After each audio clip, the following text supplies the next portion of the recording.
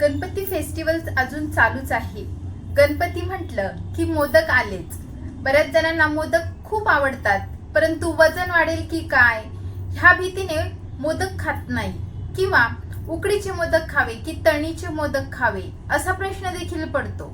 तर आजच्या व्हिडिओमध्ये मोदक खाण्याचे काय फायदे आहेत, मोदकामध्ये आपण जो नारळ वापरतो त्याचे काय गुणधर्म आहेत, काय आरोग्यदायी फायदे आहेत, याबद्दलची माहिती मी सांगणार आहे. तेव्हा व्हिडिओ शेवटपर्यंत नक्की पहा. नमस्कार, मी डॉक्टर सविता लांजेवार. माझ्या यूट्यूब चॅनलमध्ये तुम्हा सर्वांचं पुन्हा एकदा स्वागत आहे. गणपती फेस्टिवलमध्ये सर्वांच्या घरी उकडीचे मोदक किंवा तळणीचे मोदक हे होत असतात. जो ज्या भागामध्ये राहतो त्या भागामध्ये त्या प्रकारचे मोदक तयार केले जातात. जसं की कोकण साईडला उकडीचे मोदक जास्त फेमस आहेत. तसेच ज्या भागामध्ये गव्हाचं जास्त उत्पादन असतं अशा भागामध्ये गव्हापासच्या पाळीने बनवलेले तळणीचे मोदक बनवले जातात. आणि आजकाल मात्र बरेच जण सर्व प्रकारचे मोदक तयार करतात.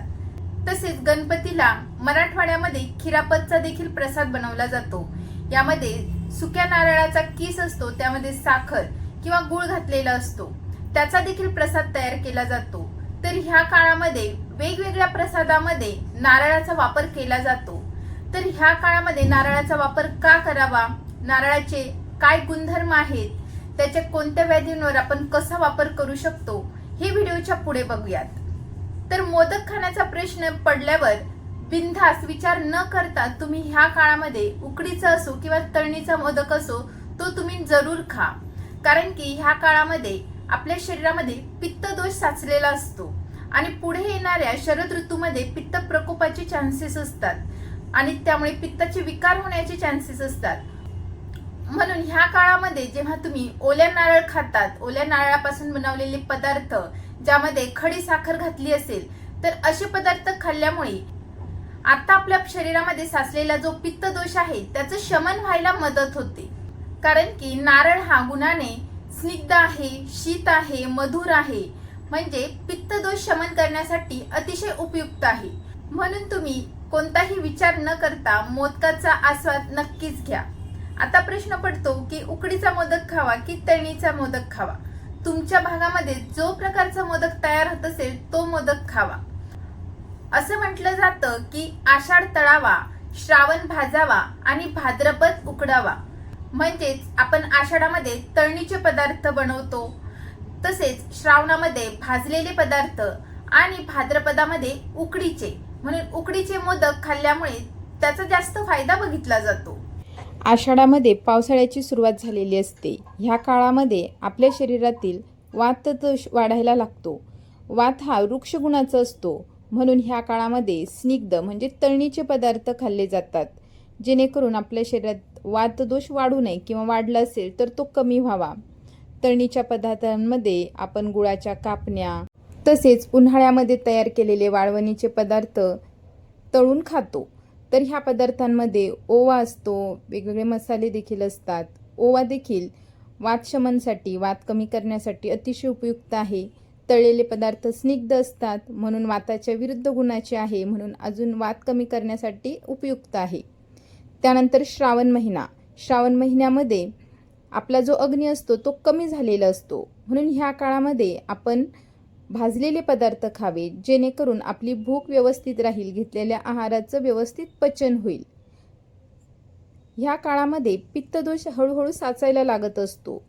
पुढे येणाऱ्या शरद ऋतूमध्ये पित्त प्रकोप होत असतो, म्हणून आपण आपल्या भुकेची, जाठराग्नीची आत्ताच काळजी घेणं गरजेचं असतं. भुकेनुसार जेवण करणं गरजेचं असतं, हलकं खाणं गरजेचं असतं. म्हणून श्रावण महिन्यामध्ये भाजलेले पदार्थ खातात. तर आता भाद्रपदामध्ये उकडलेले पदार्थ खावे, कारण की अग्नी आपला थोडासा चांगला झालेला असतो. म्हणून एकदम नॉर्मल आहारावर न येता उकडीचा आहार घ्यावा, जेणेकरून आपला जो अग्नी आहे, जाठराग्नी, पचनशक्ती ही हळूहळू व्यवस्थित होत राहील आणि पुढे येणाऱ्या शरद ऋतूमध्ये पित्त प्रकोप किंवा पित्ताचे विकार होणार नाही. यासाठी भाद्रपदामध्ये उकडीचे पदार्थ खाल्ले जातात. जेव्हा आपण उकडीचे मोदक बनवतो तर मोदक खाताना वरतून शुद्ध तुपाची धार देखील ओततो. तर तूप हे पित्त कमी करण्यासाठी अतिशय उत्तम औषध सांगितलं आहे. त्यामुळे ह्या काळामध्ये साचलेलं पित्त आपोआपच कमी व्हायला मदत होते. उकडीच्या मोदकांमध्ये आपण गूळ देखील घालतो. गूळ हा गुणाने उष्ण आहे. पचन सुधारण्यासाठी मदत करतो. अन्नाचे नीट पचन व्हायला मदत होते. तसेच गुळामध्ये vitamin C, vitamin B6, magnesium, antioxidants हे भरपूर प्रमाणामध्ये आहेत. तसेच ह्या काळामध्ये म्हणजे पावसाळ्यामध्ये वारंवार सर्दी खोकला होत असतो. तर सर्दी खोकला देखील ह्यामुळे कमी व्हायला मदत होते, कारण की गूळ हा गुणाने उष्ण आहे. तसेच गूळ खाल्ल्याने रक्तदाब नियंत्रित राहतो आणि रक्त वाढण्यास देखील अतिशय उपयुक्त आहे. जेव्हा आपण मोदक बनवतो तेव्हा ते आपण नैवेद्यासाठी बनवतो आणि प्रसाद म्हणून सगळ्यांना देतो. म्हणून उकडीचे मोदक असो किंवा तळणीचे मोदक असो, तो प्रसाद म्हणूनच खा, जेवण म्हणून खाऊ नका. योग्य प्रमाणामध्ये जर तुम्ही मोदक खाल्ले तर त्याचा साईड इफेक्ट तुम्हाला अजिबात होणार नाही. ना वजन वाढेल, ना कोलेस्ट्रॉल वाढेल, ना कुठलेही दुष्परिणाम होतील. म्हणून प्रसादासारखा रोज तुम्ही एक मोदक खाल्ला तर त्याचा आरोग्यदायी लाभ तुम्हाला होऊ शकतात. तर अशा प्रकारे तुम्ही देखील ह्या गणपती सीझनमध्ये मोदकांचा आस्वाद नक्की घ्या. पुन्हा भेटूयात पुढच्या व्हिडिओमध्ये. तोपर्यंत हेल्दी खा, हेल्दी